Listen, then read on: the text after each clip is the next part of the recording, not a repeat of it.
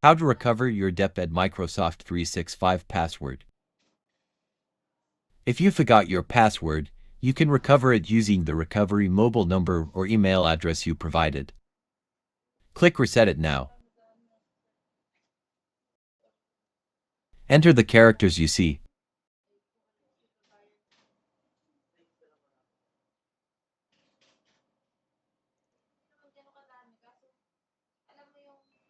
In this case, we will use the recovery email.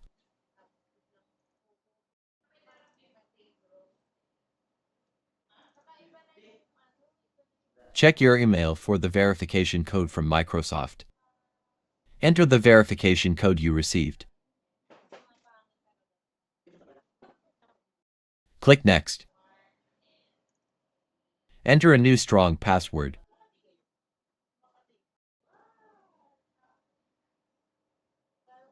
Re-enter the new password to confirm, then click Finish.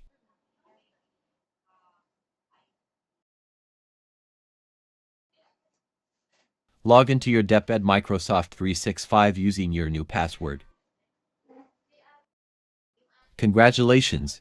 You have successfully recovered your DepEd Microsoft 365 password.